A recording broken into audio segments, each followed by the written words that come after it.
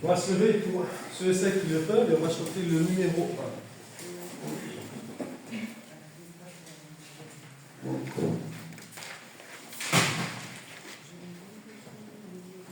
Ça va?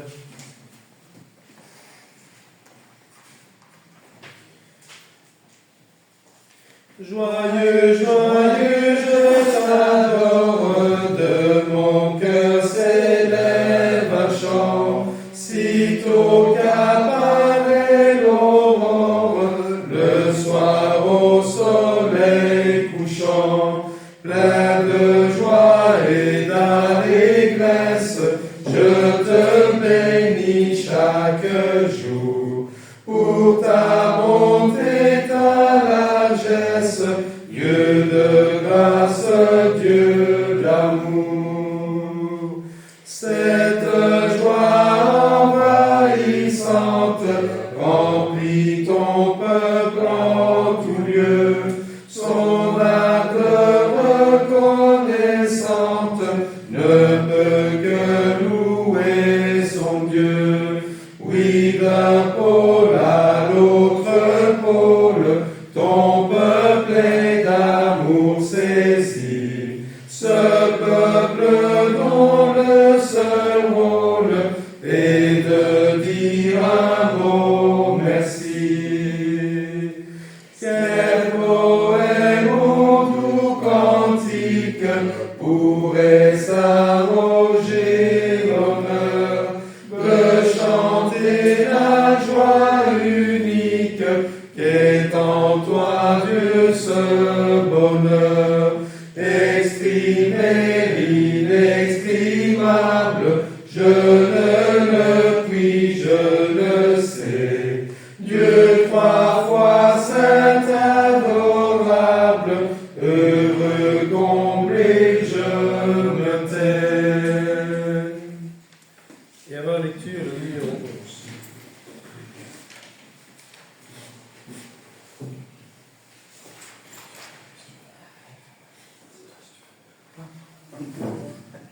Tu connais tout ce monde appartient à mon bien-aimé Père. De lui provient ce que contient le ciel comme la terre. Mon Père est tout puissant, sa parole efficace, comme un instant du froid néant, créa le temps, l'espace.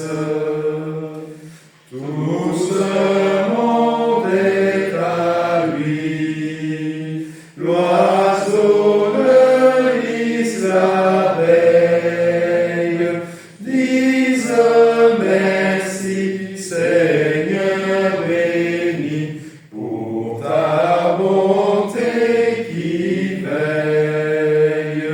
Ce monde est merveilleux, toute la terre entonne un chant joyeux et glorieux, partout cette terre résonne.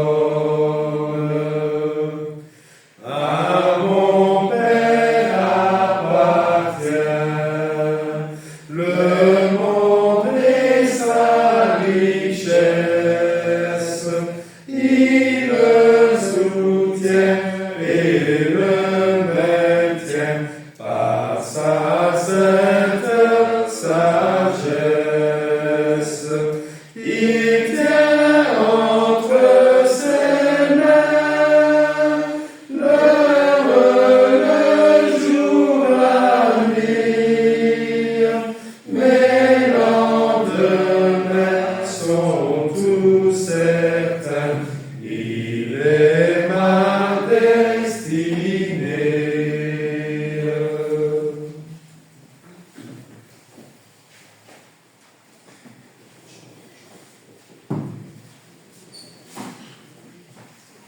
Je vais lire le 8e chapitre de la lettre de Paul aux Romains. Romains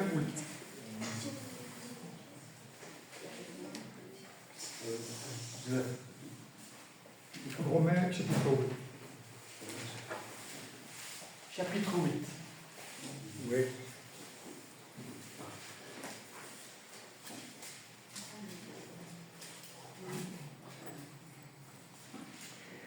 Il n'y a donc maintenant aucune condamnation pour ceux qui sont en Jésus-Christ.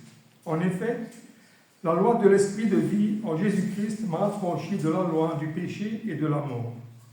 Car chose impossible à la loi, parce que la chair la rendait sans force, Dieu a condamné le péché dans la chair, en envoyant à cause du péché son propre Fils, dans une chair semblable à celle du péché. Et cela a fait que la justice de la loi fut accomplie en nous, qui marchons non selon la chair, mais selon l'esprit. Ceux en effet qui vivent selon la chair s'affectionnent aux choses de la chair, tandis que ceux qui vivent selon l'esprit s'affectionnent aux choses de l'esprit. Et l'affection de la chair, c'est la mort, tandis que l'affection de l'esprit, c'est la vie et la paix. Car l'affection de la chair est inimitié contre Dieu, parce qu'elle ne se soumet pas à la loi de Dieu, et qu'elle ne peut même pas. Or, ceux qui vivent selon la chair ne sauraient plaire à Dieu. Pour vous, vous ne vivez pas selon la chair, mais selon l'esprit, si du moins l'esprit de Dieu habite en vous. Si quelqu'un n'a pas l'esprit de Christ, il ne lui appartient pas. Et si Christ est en vous, le corps, il est vrai, est mort à cause du péché, mais l'esprit est vie à cause de la justice.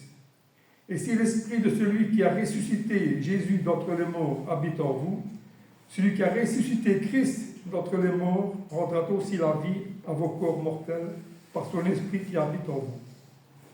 Ainsi donc, frères, ne nous sommes point redevables à la chair pour vivre selon la chair. Si vous vivez selon la chair, vous mourrez. Mais si par l'esprit vous faites mourir les actions du corps, vous vivrez. Car tous ceux qui sont conduits par l'Esprit de Dieu sont fils de Dieu. Et vous n'avez point reçu un esprit de servitude pour être encore dans la crainte, mais vous avez reçu un esprit d'adoption, par lequel nous crions « Abba, Père ». L'Esprit lui-même rend témoignage à notre esprit que nous sommes enfants de Dieu. Or, si nous sommes enfants, nous sommes aussi héritiers, héritiers de Dieu et co-héritiers de Christ, si toutefois nous souffrons avec lui, afin d'être glorifiés avec lui. J'estime que les souffrances du temps présent ne sauraient être comparées à la gloire à venir qui serait révélée pour nous. Aussi, la création attend d'elle, avec un ardent désir, la révélation des fils de Dieu. Car la création a été soumise à la vanité, non de son gré, mais à cause de celui qui l'y a soumise. Avec l'espérance qu'elle aussi sera affranchie de la servitude de la corruption, pour avoir part à la liberté de la gloire des enfants de Dieu. Or, nous savons que jusqu'à ce jour, la création tout entière soupire et souffre des douleurs de l'enfantement, et ce n'est pas elle seulement, mais aussi nous aussi qui avons les prémices de l'esprit, nous aussi nous soupirons en nous-mêmes en attendant l'adoption, la rédemption de notre corps. Car c'est en espérance que nous sommes sauvés. Or, l'espérance qu'on voit n'est plus espérance. Ce qu'on voit, peut-on l'espérer encore? Mais si nous espérons ce que nous ne voyons pas, nous l'attendons avec persévérance. De même aussi, l'Esprit nous aide dans notre faiblesse, car nous ne savons pas ce qui nous convient de demander dans nos prières. Mais l'Esprit lui-même intercède par des soupirs inexprimables. Et celui qui sonde les cœurs connaît quelle est la pensée de l'Esprit, parce que c'est selon Dieu qu'il intercède en faveur des saints. Nous savons du reste que toute chose concourt au bien de ceux qui aiment Dieu, de ceux qui sont appelés selon son dessein. Car ceux qu'il a connus d'avance, il les a aussi prédestinés à être semblables à l'image de son Fils, afin que son Fils fût le premier-né entre plusieurs frères. Et ceux qu'il a prédestinés, les a aussi appelés. Et ceux qu'il a appelés, il les a justifiés, les a aussi justifiés. Et ceux qu'il a justifiés, les a aussi glorifiés. Que dirons-nous donc à l'égard de ces choses? Si Dieu est pour nous, qui sera contre nous? Lui qui n'a pas épargné son propre Fils, mais qui l'a livré pour nous tous. Comment ne nous donnera-t-il pas aussi toutes choses avec lui? Qui accusera les élus de Dieu? C'est Dieu qui justifie. Qui les condamnera? Christ est mort, bien plus il est ressuscité, il est à la droite de Dieu et il intercède pour nous. Qui nous séparera de l'amour de Christ? Serait-ce la tribulation, ou l'angoisse, ou la persécution, ou la faim, ou la nudité, ou le péril, ou l'épée? Selon qu'il est écrit, c'est à cause de toi qu'on nous met à mort tous les jours. Qu'on nous regarde comme des brebis destinées à la boucherie. Mais dans toutes ces choses, nous sommes plus que vainqueurs par celui qui nous a aimés. Car j'ai l'assurance que ni la mort, ni la vie, ni les anges, ni les dominations, ni les choses présentes, ni les choses à venir, ni les puissances, ni les hauteurs, ni la profondeur, ni aucune autre créature ne pourra nous séparer de l'amour de Dieu manifesté en Jésus-Christ, notre Seigneur. On va prier ensemble. Seigneur, notre Père Céleste, nous te rendons grâce pour le don de ton Fils Jésus-Christ, pour ce qu'il représente pour chacun de tes enfants dans le monde, Père. Il représente, Père, notre espérance, Père, de la vie éternelle. Où nous serons un jour pour la vie éternelle auprès de toi, Père, de ton Fils et de tous les saints. Père éternel, nous te demandons, Père, de nous aider, Père, à marcher d'une manière digne devant toi et à faire ta volonté, à ne pas résister, Père, à être toujours, Père, semblable à ton Fils Jésus-Christ, qui a accepté, Père, de souffrir et de mourir sur une croix, Père. Et tout ça à cause de nos péchés, Père. Nous devons nous en souvenir tous les jours de notre vie, car notre vie, notre espérance a été faite d'une manière douloureuse, Père. Et ton Fils en a subi les conséquences. Mais comme tu as ressuscité ton Fils unique, tu nous ressusciteras aussi le jour où tu viendras nous chercher pour la vie éternelle, et ce sera un jour béni, Père. Enfin, un jour glorieux. Nous aussi, Père, avoir une pensée, Père, pour nos soeurs, nos frères et sœurs, Père, qui ne sont pas présents. Nous pensons à Stéphane, Fina aussi. Mais aussi, Père, Alexia aussi, Père, nous savons, Père, que tu as créé le monde, Père, tu donnes la vie, Père, et nous avons aussi cette espérance que tu peux aussi guérir Alexia, Père, de la famille de ce frère qui est de la famille de Stéphane. Mais aussi, Père, pour nous aider aussi avec ma mère, Père, de la fortifier, et aussi, Père, de l'encourager aussi, Père. Nous pensons aussi à Hélène, Père, qui elle aussi, Père, a besoin de nos prières, et de sa sœur aussi. Et de tous ceux et celles, Père, que nous oublions. Nous avons toutes choses entre tes mains, que tu nous as fait sur ta volonté, Père. Et Père, nous te rendons grâce encore pour le don de ton Fils Jésus-Christ, ton Fils unique, notre Seigneur, Sauveur bien-aimé, et c'est en son nom glorieux que tu as fait sur cette prière. Amen. Amen.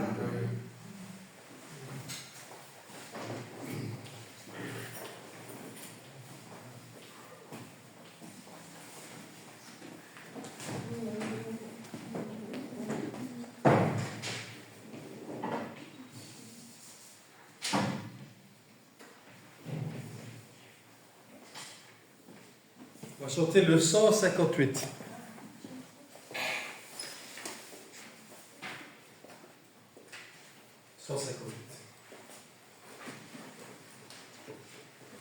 Adorable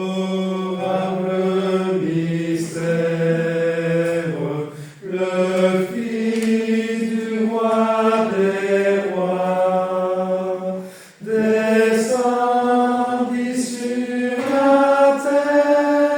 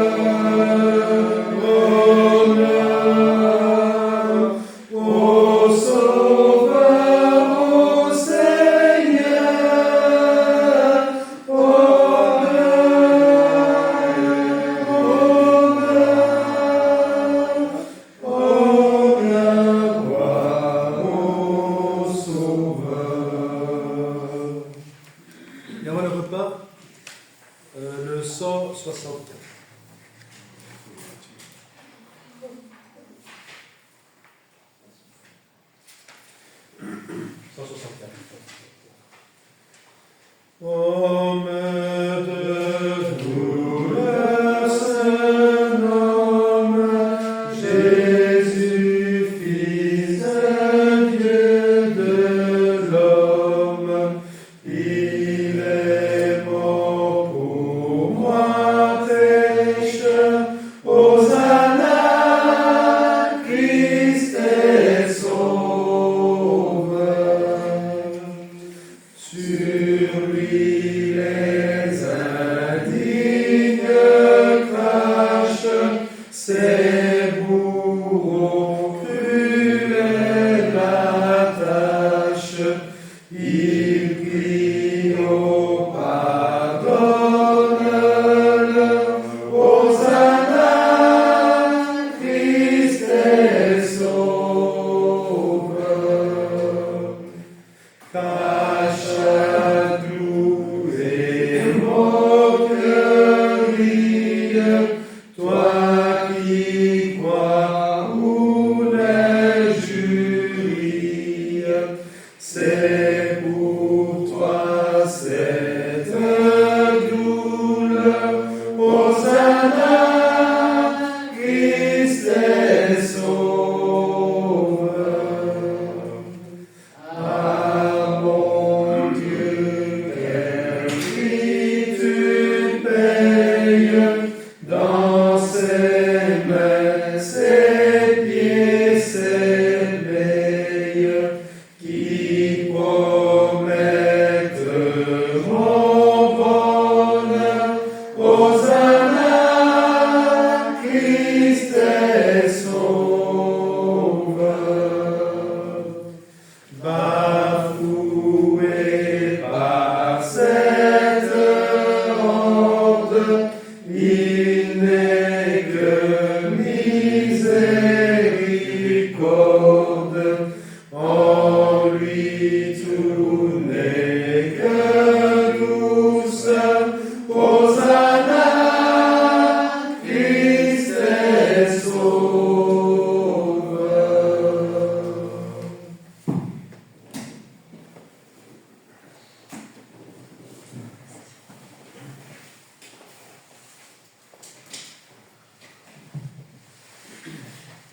Une fois n'est pas coutume. Je vais vous demander, si vous êtes d'accord, lire un passage d'un cantique. Lire un cantique, le 159.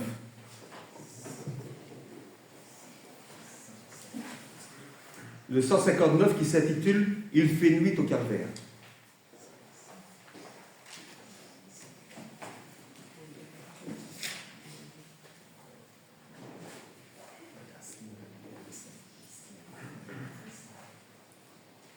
Il fait nuit au calvaire, pourtant il est midi. Bientôt le Christ meurt et la terre tremble, tout est fini. Au Père, il rend son âme, les rochers dans ce lieu se fendent. Un soldat s'exclame, c'était le Fils de Dieu. Non, nous ne pouvons dire combien il a souffert. Pour nous, il a subi le pire, pour nous, il s'est offert.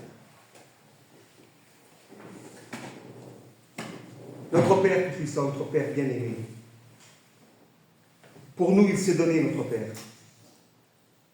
Il a pris notre place. Il a souffert sur cette croix. Et il savait tout ce qui devait arriver. Il aurait pu s'arrêter là, mais il a voulu aller jusqu'à la fin. Il a voulu que ton plan se fasse. Mais pour ça, il fallait qu'il soit sur la croix. Il a pris tous nos péchés, nous qui étions condamnés. Nous sommes ici ce matin, notre Père, le premier jour de la semaine, afin que nous soyons tous réunis pour se mémorer ce moment que notre frère Jésus-Christ a souffert. Il nous a demandé depuis la chambre haute, la veille de son sacrifice, de pouvoir partager ce pain qui représente son corps. Et c'est ce que nous faisons aujourd'hui, en sa mémoire, et en remerciant tout ce qu'il a fait pour nous. Nous partageons ce pain qui représente son corps, Et nous te remercions, notre Père, pour ce gros cadeau que tu nous as donné. Et c'est pour son nom que nous te prions et remercions. Amen. Amen.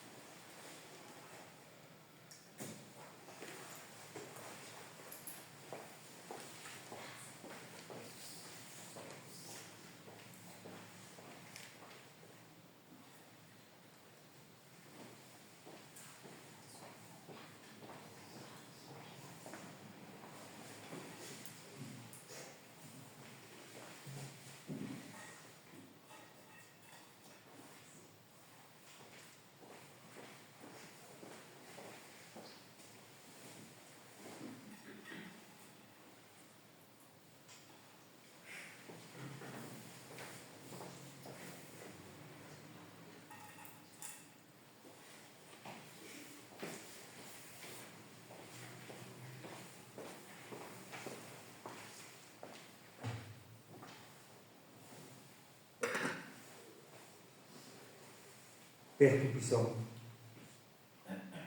notre frère bien-aimé, notre frère adoré, il a tout pris sur ses épaules. Il a pris tous nos péchés, tous nos faiblesses. Mais nous te demandons, notre Père, de persévérer dans la foi et dans les œuvres. Nous devons continuer, notre Père, à nous fortifier et à être dignes de pouvoir prendre ce repas en la mémoire de ton Fils unique, notre bon berger. Grâce à ce sacrifice, notre Père, nous avons l'espérance de la vie éternelle. Nous avons pu passer de l'ancienne alliance à la nouvelle et avoir cet espoir d'être auprès de toi, avec ton Fils à ta droite. Nous avons encore beaucoup de travail sur cette terre afin de pouvoir remplir notre rôle de chrétien. Merci encore. Pardon encore pour toutes nos offenses. Et c'est au nom de ton Fils unique que nous te prions et remercions. Amen. Amen.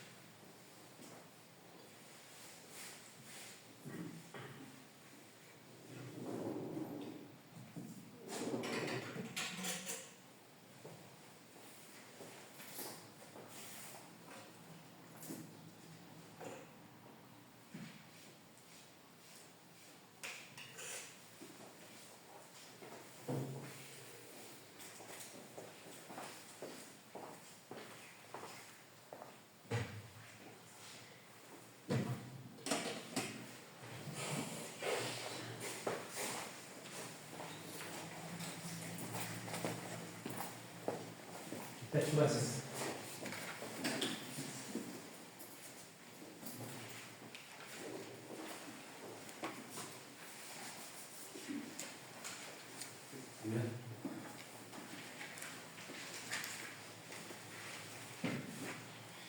Tout joyeux, bénissons le Seigneur, chantons et célébrons ses louanges, adorons avec foi le Sauveur, nous joignons aux célestes phalanges, gloire à Dieu.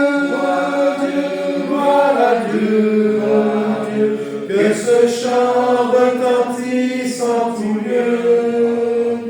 Gloire à Dieu, gloire à Dieu, gloire à Dieu. Que ce chant retentisse en tout lieu.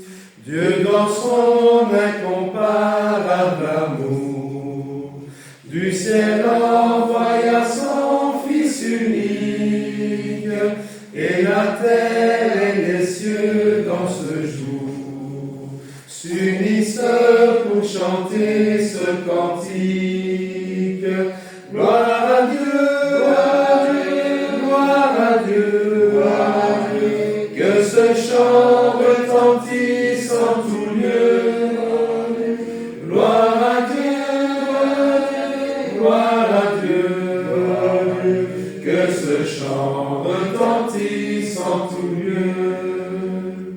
Le châtiment qui produit la paix, Jésus-Christ a subi pour mon âme. Il voulut expier nos forfaits en mourant lui sur le bois infâme. Gloire à Dieu, gloire à Dieu, gloire à Dieu, gloire à Dieu. Que ce chant retentisse en tout lieu. Gloire à Dieu, gloire à Dieu, gloire à Dieu. Que ce chant retentisse en tout lieu. Nous voulons en retour, mon Sauveur, t'aimer par-dessus toute autre chose. Forme ton amour dans notre cœur, et puis que chacun de nous dispose. Gloire à Dieu, gloire à Dieu, gloire à Dieu, gloire à Dieu. Que ce chant retentisse en tout lieu. Gloire à Dieu, gloire à Dieu, gloire à Dieu. Que ce chant retentisse en tout lieu. Et le 298, alors, il y a prédication de ce matin. 298.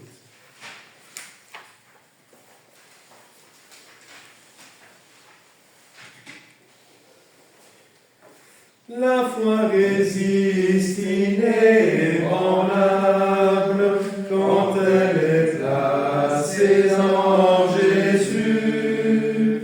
Elle donne un cœur charitable.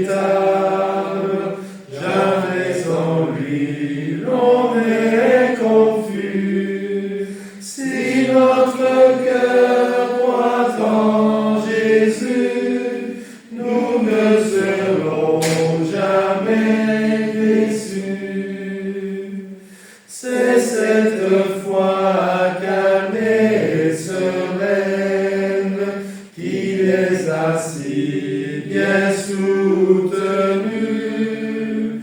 Tous les saints martyrs dans l'arène, au froid cachot étaient tenus.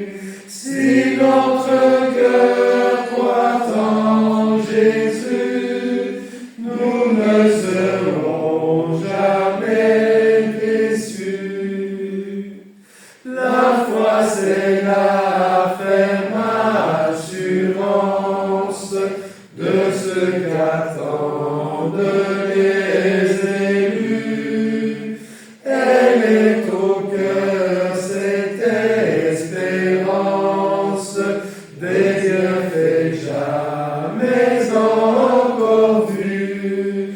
Si notre cœur croit en Jésus, nous ne serons jamais déçus.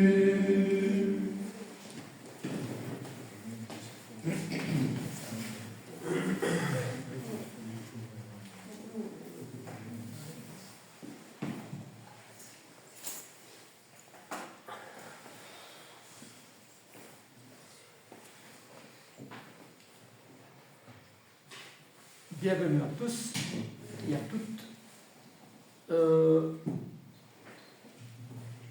continuons à prier pour les sujets que nous avons mentionnés tout à l'heure. Et concernant le repas qui est prévu normalement pour la semaine prochaine, on va le retarder d'une semaine. Il y a plus de chances que Stéphane et Fina soient revenus. Peut-être, sinon on programmera ça pour dans 2 semaines. Donc la semaine prochaine, on est d'accord qu'il n'y a pas de repas prévu. André, Oui, les nouvelles de Hélène. oui. Elle a transmis ses salutations. Ok, tu as été hier, là, c'est ça avec. Bien. Très bien. Ben, écoute, je ne sais pas qui ira la prochaine fois, mais remettez aussi nos salutations pour bien aller également. Et continuez à prier aussi pour le sujet de la famille de Stéphane. Le sujet de ce matin est la réflexion. La réflexion. On en parle beaucoup dans la parole et c'est aussi une rambarde, c'est une sécurité pour ne pas tomber dans certains pièges, la réflexion. Dieu nous a créés avec cette caractéristique que l'homme sait réfléchir quand il veut réfléchir. Et il sait prendre des chemins en toute responsabilité. On a lu tout à l'heure en Romains chapitre 8 que Dieu ne nous a pas laissés seuls, le Seigneur nous a laissé son esprit afin que justement nous puissions choisir avec intelligence, avec discernement, la voie qu'on choisit dans notre vie. Et il y a un verset dans le chapitre 8 qui dit que nous avons la liberté de nous affectionner. Si on s'affectionne aux choses de la chair, à la chair, eh bien, on va vivre sous la chair. Si on vit sous la chair, on s'affectionne aux choses de la chair. Mais si on vit sur l'esprit, on s'affectionne aux choses de l'esprit. Et ça, c'est vrai. C'est vrai qu'on se rend compte que si jamais on se dirige volontairement et on apprend à aimer les choses qui ne sont pas bonnes, on va nous-mêmes faire des choses qui ne sont pas bonnes. Et on se prend la décision de connaître et de s'affectionner aux choses de l'esprit que Dieu nous fait connaître, de ce compagnon qui a mis à côté de nous, eh bien on va apprendre à s'affectionner à ces choses-là. Et la Bible fait mention beaucoup de ce sujet de la réflexion pour nous guider sur un chemin qui est bon, qui est mauvais. Il y a des choses, par exemple, qui, par la société où on est, la culture où on est, tente à nous diriger dans un certain chemin. Il y a un film, par exemple, que vous connaissez, vous l'avez certainement vu, qui est Le Cercle des poètes disparus. Je ne sais pas si vous l'avez vu, mais ce film-là, qui n'est pas tout récent, ouais, eh bien, la leçon de la personne qui a fait ce film-là, eh bien, est celle-ci. C'est qu'il faut sortir, même si on est dans une certaine tradition, dans des traditions, dans une certaine culture et tout ça, eh bien, chacun a la responsabilité de choisir ce chemin. De choisir ce chemin. Il ne faut pas tomber dans le conformisme. Ça, c'est le sujet du livre, du film. Il ne faut pas tomber dans les traditions. Il ne faut pas être des robots humains pour dire, ben moi, ma vie elle a été ça parce que mes parents étaient comme ça, ou parce que je suis né dans telle culture, ou parce que on m'a appris ça. Nous avons la responsabilité chacun de choisir notre chemin. Et ça, c'est un peu le sujet du film ce poète disparu. Et lorsque on voit dans le choix que Salomon a fait, parce qu'il était fait pour suivre la loi,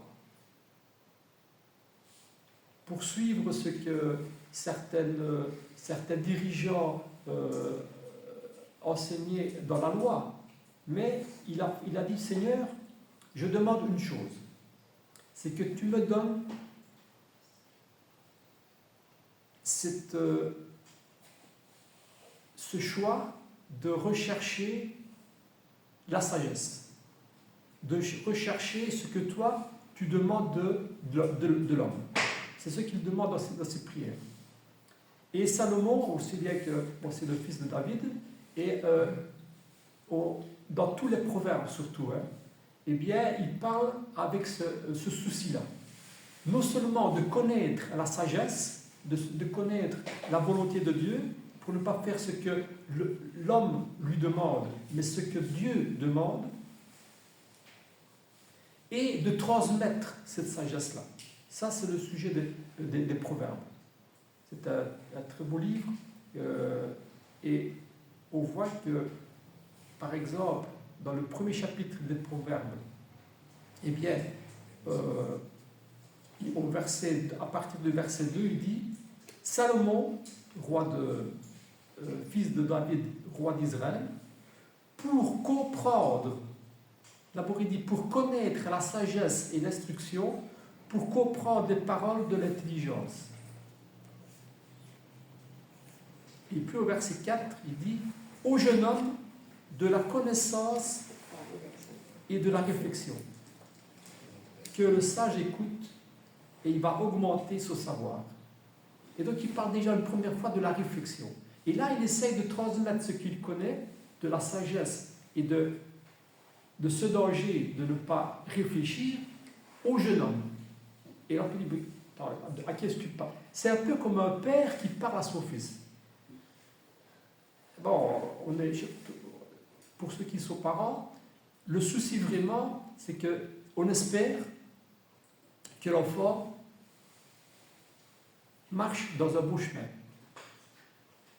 Et bien ça, c'est le souci de Salomon. On espère, mais on n'a pas... je dis toujours, le parent, c'est un tuteur. Voilà, il essaie de donner une direction, et puis à un moment donné, l'arbre, il a son tronc puissant, et il prend la direction qu'il veut. Mais voilà, c'est pas toujours évident, on le sait bien, mais on voit que chaque fois, dans pratiquement tous ces chapitres, Salomon il dit « Mon fils, reçois mes instructions. Mon fils. » Et ici, il dit au verset 4 du chapitre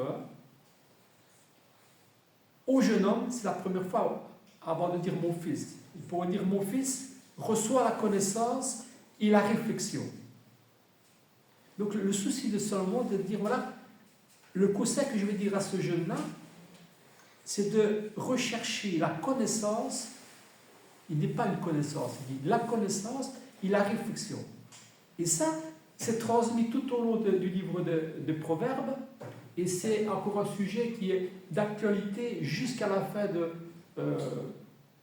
la Bible. Parce que même avec Paul, avec Pierre, avec Jacques et tout ça, ce sujet-là, il revient avec d'autres mots. Il dit, ne te laisse pas piéger par les faux docteurs, par ces fables, Pierre, par ces fables, on l'a vu tout à l'heure, par ces fables, ces histoires d'enfants. Elles sont belles, mais ce n'est pas la vérité. Ce n'est pas la connaissance. Et bien c'est la même chose que ce que dit Salomon ici. Il dit, reçois la connaissance, je te souhaite de connaître la vraie connaissance et de réfléchir avec tous les bruits que tu entends autour de toi pour dire ça c'est juste et ça c'est pas juste. Ça c'est vrai et ça c'est pas vrai. Et on est là nous aussi pour ça. C'est pas seulement pour l'autre, c'est d'abord pour nous. Salomon il peut parler ainsi parce que lui-même il a recherché la connaissance et la sagesse. Il a demandé pour première chose à Dieu. Et maintenant il essaie de transmettre cette volonté de rechercher la connaissance et la vérité. Pourquoi? Parce qu'il dit après, ça, c'est la vie. Ça, c'est la vie. Au Proverbe, alors on va lire deux, trois versets dans les Proverbes. Au Proverbe, chapitre 3. Chapitre 3, les versets 21 à 23. Chapitre 3, versets 21 à 23. Et là, maintenant, il va commencer à dire « mon fils ». Avant, il a dit « jeune homme, jeune femme ». Voici. Maintenant, il va dire il va les adopter. Il va les adopter. Pour dire, voilà, je vais te donner un conseil comme un parent donne à son enfant. Comme Dieu, enfin, il ne se met pas à la place de Dieu, bien sûr, hein, mais c'est comme si Dieu, qui est source de vie, donne des conseils à ses enfants, à nous. C'est la même chose. En mettant tout ça à leur place, bien sûr. Je ne dis pas qu'il est Dieu ou qu'il prend la place de Dieu. Mais dans ce même souci d'un parent qui veut que le meilleur pour ses enfants. Voilà. Hein? Alors, qu'est-ce que tu voulais dire quelque chose? Oui, juste une petite parenthèse. Jacques nous appelait les petits-enfants. Oui.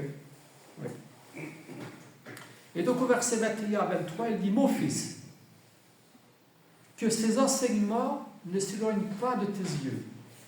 Et garde la sagesse et la réflexion. Elles seront la vie de ton âme et l'ornement de ton cou. Alors, tu marcheras avec assurance dans ton chemin. » C'est deux beaux versets. Hein. Qu'est-ce qu'il dit? Mon fils, tout ce que je t'ai enseigné jusque maintenant, ces enseignements qui finalement, je les ai reçus de Dieu, eh bien, garde ces enseignements. Qu'elles ne s'éloignent pas de tes yeux. Aussi bien que c'est le reproche qui est fait aux contemporains de Jésus, parce qu'il est la lumière, il est venu apporter la lumière dans le monde, et le monde ne l'a pas reçu. Le monde ne l'a pas reçu, pourquoi? Parce qu'il a fermé ses yeux. Il a fermé ses yeux. Et ici, il dit, voilà, garde les yeux ouverts.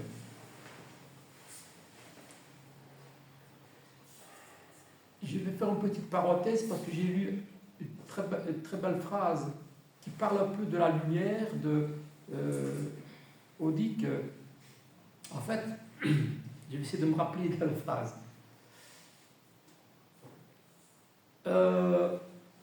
Il y a presque un siècle, ça se passe dans une classe, et c'est une parenthèse, et un professeur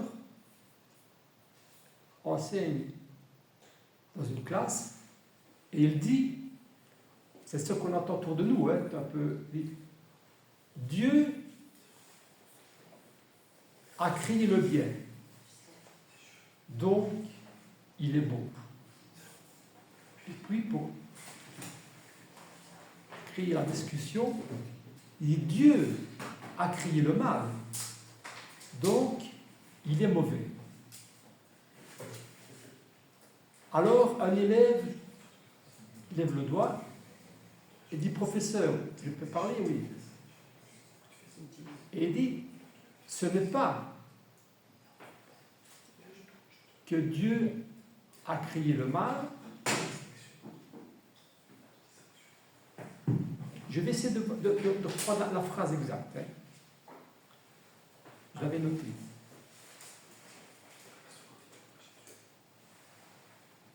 Dieu a créé le bien, donc il est bon. Mais Dieu a créé le mal, donc il est mauvais. Un élève demande la parole et dit, non professeur, Dieu n'a pas créé le mal. Le mal est l'absence du bien. Comme le froid est l'absence de chaleur. Comme l'obscurité est l'absence de lumière. Cet élève, c'était Albert Einstein. Donc, ça c'est la réflexion, c'est un exemple de réflexion. Voilà, c'est la conclusion de dire, c'est le Créateur. Donc il a créé le bien, il est bon. Il a créé le mal, il est mal. Mais ce n'est pas ce qui s'est passé. Quand tu réfléchis par rapport à la jeunesse, au départ, c'était que le bien, tout était. Mais c'est parce que le mal est venu, parce qu'il y a eu l'absence du bien. On a choisi de fermer les yeux. On a choisi le mal, et puis voilà, il y avait le bien et le mal. C'était un exemple de réflexion qui a une illustration par rapport au sujet de ce matin. Et donc, Salomon, il dit, j'espère que tu vas choisir le bon chemin, l'enseignement que tu reçois, que tes yeux soient ouverts pour ne pas être dans l'obscurité, ce qui est reproché en Jean chapitre 1. Hein. Il est venu apporter la lumière, mais les gens ne l'ont pas reçu, cette lumière-là. C'est pas que Dieu est obscurité, vous le savez bien. C'est parce qu'on a fermé les yeux. On n'a pas voulu voir la lumière. L'homme. Elle sera la vie de ton âme et l'ornement de ton cou. Et alors tu marcheras avec assurance dans ton chemin. On va prendre des forces alors. On va croître dans cet enseignement et marcher dans ces chemins de vie. Ça, c'est un premier passage, mais là, plein. Deux chapitres après, Proverbes chapitre 5. Proverbes chapitre 5, les 2 premiers versets. Mon fils, une fois de plus, mon fils, sois attentif à ma sagesse, prête l'oreille à mon intelligence, afin que tu conserves la réflexion et que tes lèvres gardent la connaissance. C'est exactement ce qui, une fois de plus, l'enseignement qu'il essaye de transmettre à celui qu'il aime, à son fils, hein, à ses enfants, on va dire. Hein. Mon fils, sois attentif à la sagesse. La sagesse, la réflexion, la connaissance et la sagesse. C'est des choses qui sont très liées, tout ça. On ne peut pas les dissocier. Parce que la vie, bien sûr. Parce que la réflexion, c'est la réflexion sur ce qu'on entend, sur la connaissance qu'on entend, et parfois sur des choses qui sont fausses. Dire ça, c'est pas bon. Ça, c'est bon. Et puis, prête l'oreille à la réflexion. Vous vous souvenez les images qui sont données dans l'Ancien Testament? Ils marchent dans l'erreur parce qu'ils sont fermés les yeux et ils se sont bouchés les oreilles. Et bien c'est ce qu'il dit déjà ici, Salomon. Il dit prête l'oreille. On peut entendre et écouter. C'est une différence. Hein? On peut entendre et écouter. Mais il dit qu'il faut écouter en comprenant. Ça, c'est la réflexion, c'est le sujet de la réflexion. Nous sommes amenés et nous avons la responsabilité d'entendre, d'écouter en réfléchissant sur ce qu'on entend. Pour dire ça, d'après la connaissance que j'ai, c'est bon, ça c'est pas bon. Comme ce qu'on a écouté ce matin à la radio, que je vous ai mentionné tout à l'heure. C'est basé, j'espère, sur la connaissance que Dieu nous a donnée. Mon fils, sois attentif à la sagesse. Prête l'oreille à mon intelligence, afin que tu conserves la réflexion et que tes lèvres gardent la connaissance.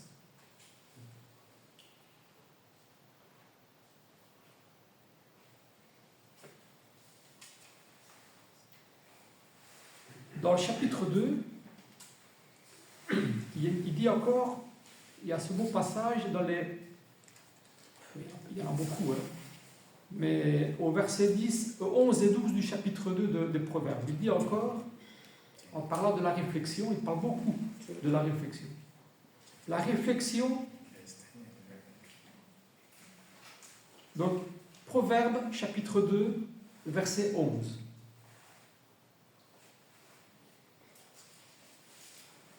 Et déjà, je vais lire au verset 10. La sagesse viendra dans ton cœur. La connaissance fera les délices de ton âme. La réflexion veillera sur toi. L'intelligence te gardera pour délivrer de la voie du mal, de l'homme qui tient des discours perverses. Et ça, c'est l'histoire de l'histoire religieuse. Voilà. Jusque le temps de Paul, le temps de Pierre, le temps de Jacques, et tout ce qu'on va voir, et Timothée qu'on va étudier. Tiens garde, par la connaissance que tu as reçue, de reconnaître ce qui est bon, ce qui est mauvais. De l'homme qui tient des discours pervers. Ah oui, ceux qui racontaient des fables en Timothée qu'on va voir la semaine prochaine, c'était des discours pervers en disant c'est des histoires vraies, mais c'était des fables, des histoires d'enfants. C'était pas la vérité. Parce que la connaissance qu'on devrait avoir, nous fait reconnaître que c'est des histoires pour endormir les enfants, mais ce n'est pas des histoires d'adultes qui savent reconnaître ce qui est vrai et ce qui est faux. Hein?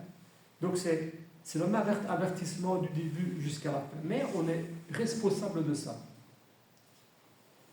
L'intelligence te gardera, dit-il. La réflexion veillera sur toi. La réflexion que nous devons avoir nous garde. Et ça, c'est la vie de tous les jours, la réflexion nous garde. C'est vrai, hein? Que ce soit dans les traquenards informatiques que j'écoutais hier, par exemple, c'est aussi un sujet de réflexion. Ça nous garde. Il y en a, j'entendais hier, ça pour un exemple tout à fait qui n'a pas à voir. Ils achetaient, en fait, c'était des mobilhomes, ça n'a rien à voir, en fait, des mobilhomes. Il y avait, en France, il y a des personnes qui se sont arnaquées de 20 000, 30 000 euros parce qu'ils commandaient un très bon mobilhome à un prix défiant toute concurrence et ils envoyaient 20 000, 30 000 euros pour payer le mobilhome. Manque de réflexion. Comment peut-on envoyer des sommes comme ça? C'était la moitié, pour un monsieur qui disait, c'était la moitié de ce qu'il avait épargné sur une vie.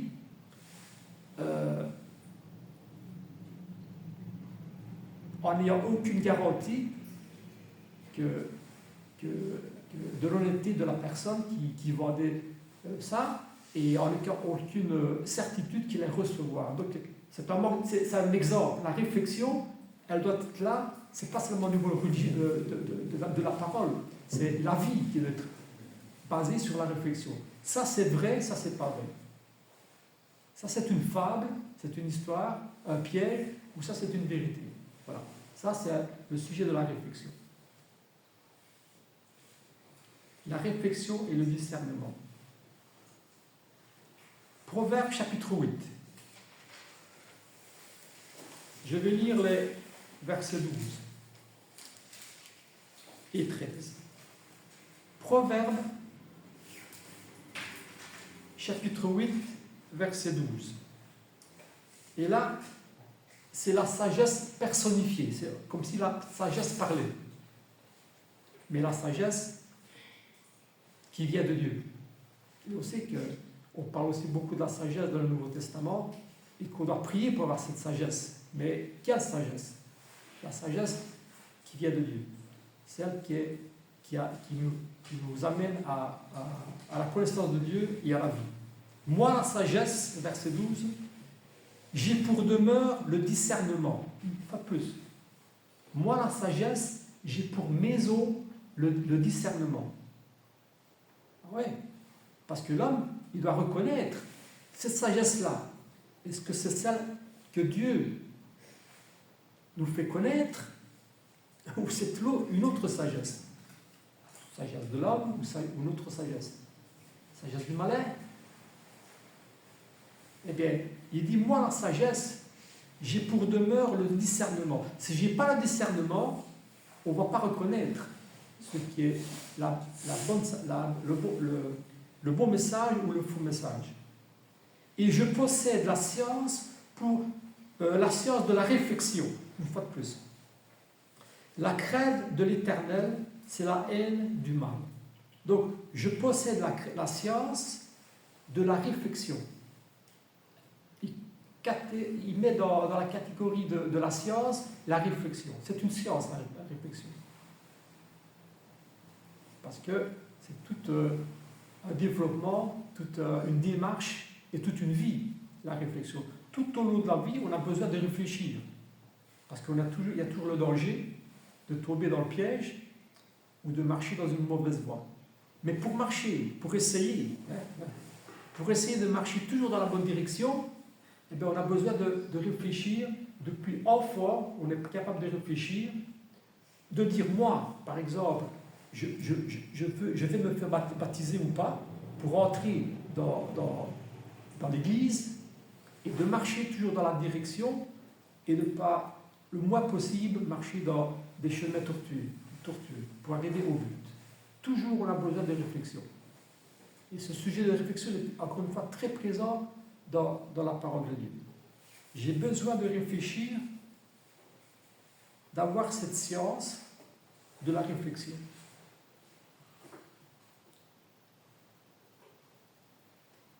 Et puis, dans le Nouveau Testament, on ne va pas lire, il y en a encore beaucoup qui parlent de la réflexion dans l'Ancien Testament. Mais dans le Nouveau Testament, il y a toute une série d'exhortations. On va peut-être pas... Oui, on va parler aussi de réflexion, mais tous des messages qui sont synonymes de réflexion.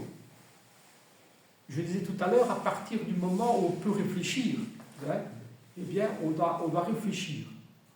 On est capable de réfléchir. Lorsqu'on est vraiment enfant, on n'est pas capable de réfléchir. À un moment donné, on est capable de réfléchir, de prendre des décisions responsables et personnelles, et là, on est responsable de nous-mêmes, de faire et d'agir et de vivre comme on doit le faire. Si on vit selon, rappelons-nous Romains 8, si on vit selon la chair, eh bien on fera des choses de la chair. Mais si on vit selon l'esprit, si on recherche de vivre sous l'esprit, on va marcher sous l'esprit. Mieux marcher sous l'esprit. Mieux marcher sous l'esprit. Et en Hébreu, chapitre 5, eh bien l'exhortation qui est donnée, on ne dit pas réfléchir, mais c'est exactement la même chose. En Hébreu, il y a un reproche qui est fait. Hébreu chapitre 5, un reproche. Parce que parfois on peut choisir un bon chemin et puis ne plus avancer. Ah ben ça va, je vais choisir, je connais, je vais choisir mon chemin parce que je suis responsable et puis on n'avance plus. C'est parfois le reproche qu'on devrait nous faire aussi. Et en Hébreu chapitre 5, au verset 12,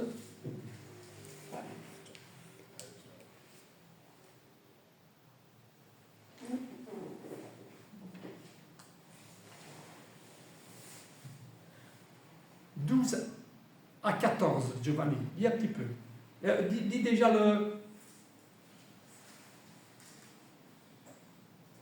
dis à partir du verset 11. 11.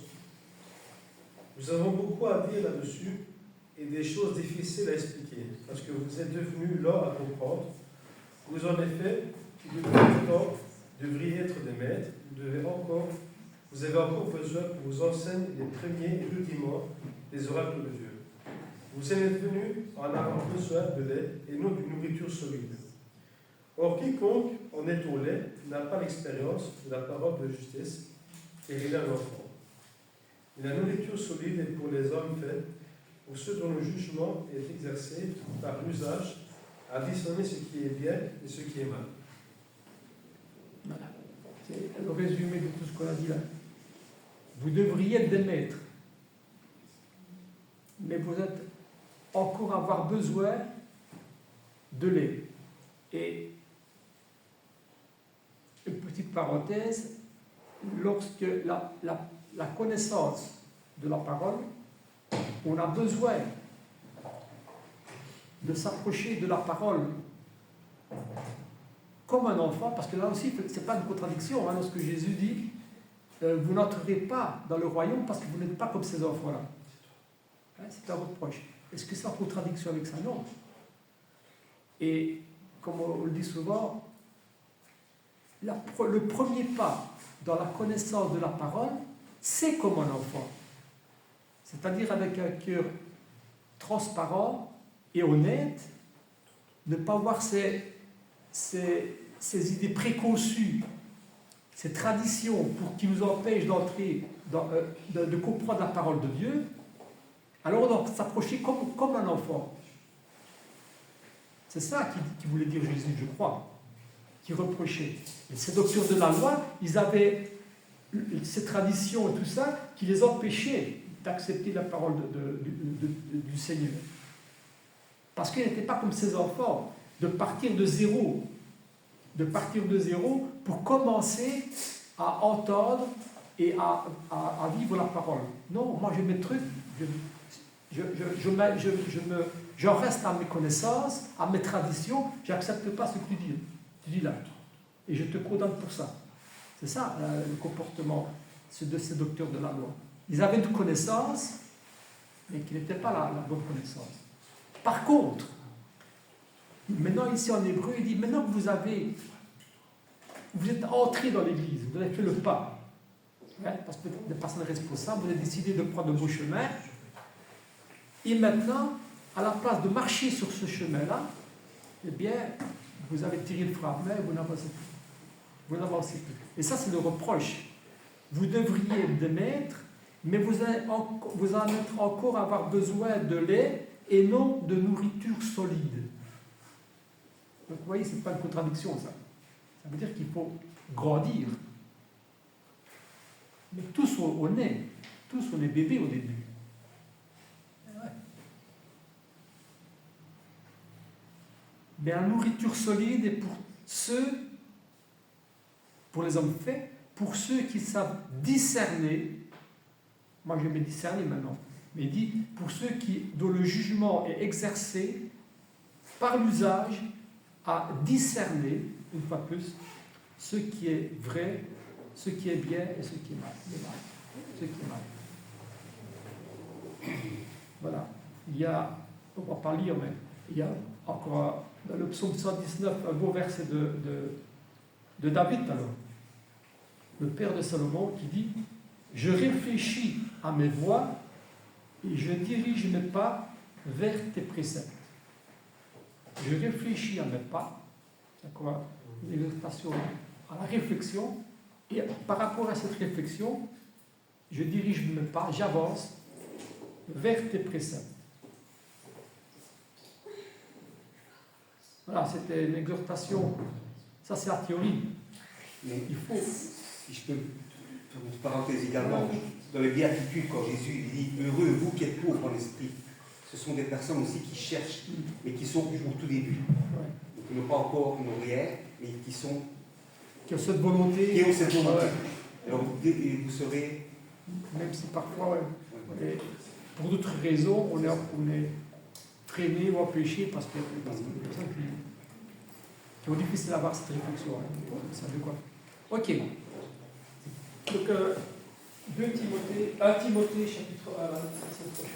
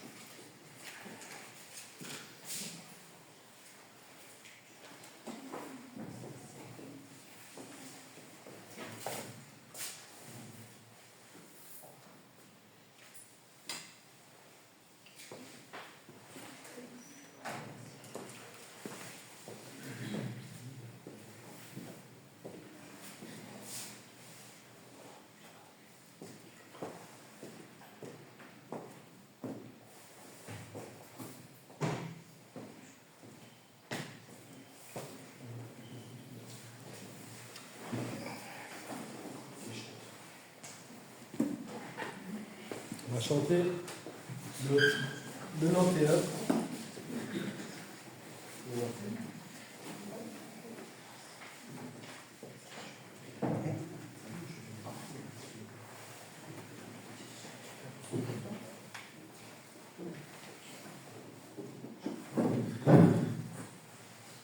Au séjour de la lumière, chantez anges.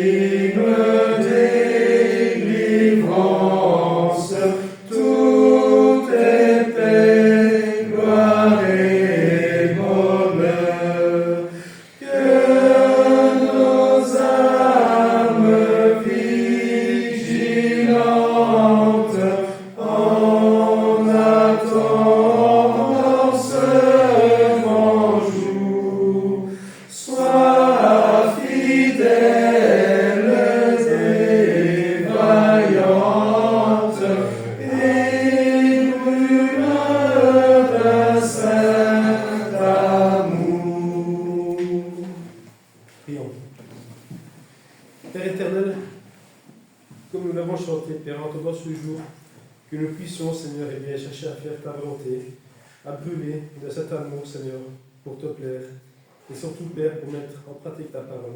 Cette parole, Père, qui est salutaire pour chacun de nous. Que nous puissions, Père, entrer dans ce jour où tu viendras nous prendre, que nous puissions, chaque jour que tu fais ici, Père, de tête agréable, que nous puissions racheter le temps, Père, par nos actions, nos paroles. Que chaque jour que tu fais, nous puissions, Père, et bien, nous redouter pour ta justesse et pour ton rayon, Père. Voilà, Père, ce que le Seigneur a dit, Père. Et là-dessus, Père, et bien, c'est là, Père, que devrait être notre vraie priorité. Toute autre chose, Père, nous avons vraiment besoin, Père, que tu nous l'accordes. Et nous savons, Père, que tu es un Dieu qui ne ment pas, qui entend nos prières, qui sait quels sont nos besoins, nos vrais besoins. Pardonne-nous, Père, si des fois nous sommes têtus, si des fois nous manquons de patience, car nous demandons des choses, Père, qui ne sont pas forcément ce dont nous avons vraiment besoin. Peut-être que nous pensons avoir besoin. Mais Seigneur, mais tu sais, mieux que quiconque, mieux que nous-mêmes, ce qui est préférable pour chacun de nous. Que nous puissions simplement avoir confiance, être patients, Père, et tout remettre entre tes mains. Merci pour cette grâce. Ça donne de toi, Père, un cadeau, Père, par ton Fils Jésus-Christ, que nous pouvons tout remettre entre tes mains par ton Fils Jésus-Christ, celui, Père, qui a accepté beaucoup de choses à cause de notre ignorance, à cause de notre manque d'effort, Père, à cause de notre manque de discernement. Parfois, Père, et nous te demandons pardon, Père, nous péchons, nous tombons, Père, car des fois nous n'avons pas de l'assurance ou de confiance en nous. Père, arme-nous, Père, de ces dons, Père, qui des fois nous font défaut, Seigneur. De sagesse également, Père. Ce sont des dons, Père, qui des fois ne sont pas toujours en nous, parfois même très largement, Père. Et nous te prions, Père, afin que tu puisses nous armer de ces dons-là, Père, afin de pouvoir en nous-mêmes déjà changer nos mauvaises habitudes pour venir à toi avec des nouvelles pratiques, Seigneur, dans le sens où nous voulons te servir, Seigneur, tous les jours que tu fais. Nous voulons aussi te demander pardon pour nos fautes et nos faiblesses. Te prions aussi pour la soirée de Liège, Père, avec tout le monde qui la propose. Et nous te prions aussi pour chacun de nous, Seigneur, car nous avons tous des peurs, nous avons tous des craintes, des angoisses. Nous avons tous, Père, commis des péchés. Nous sommes ici devant toi, Père, pour les mettre devant toi et pour demander pardon, Père, surtout. Que nous puissions aussi tirer le son, Père, de ce que nous faisons chaque jour, Père, pour ne pas recommencer. Nous te prions aussi pour ceux qui sont malades ou absents, découragés, Père. Nous pensons aussi à notre frère et sœur Stéphane et Funa qui sont partis dans leur famille, Père, pour leur famille, Père, une personne qui est à l'hôpital. Seigneur, nous pensons à eux, pour leur voyage et pour leur situation là-bas, à l'hôpital, pour leur famille. Nous pensons aussi à Carmelo, pour son épouse, sa famille, pour chacun de nous, Père, pour Confort, pour Hélène, pour toutes nos personnes, Seigneur, qui sont avancées dans l'âge, toutes ces personnes qui te réclament, qui sont parties pour une meilleure situation dans le monde, Père. Merci encore pour tous tes bienfaits. Nous remettons pour cette semaine entre tes mains, Père, cette semaine qui a commencé aujourd'hui. Et te prions aussi pour ce culte de ce ton, Père, qui te soit agréable. Et que nous puissions, chaque jour que tu fais, essayer de pratiquer ta parole.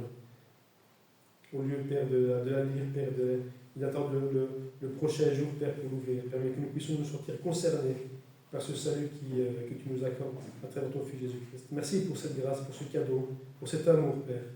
Les amours précieux de ton Fils, que nous voulons tout remettre entre tes mains, te prier et te remercier. Amen. Amen. Dieu merci. Oui.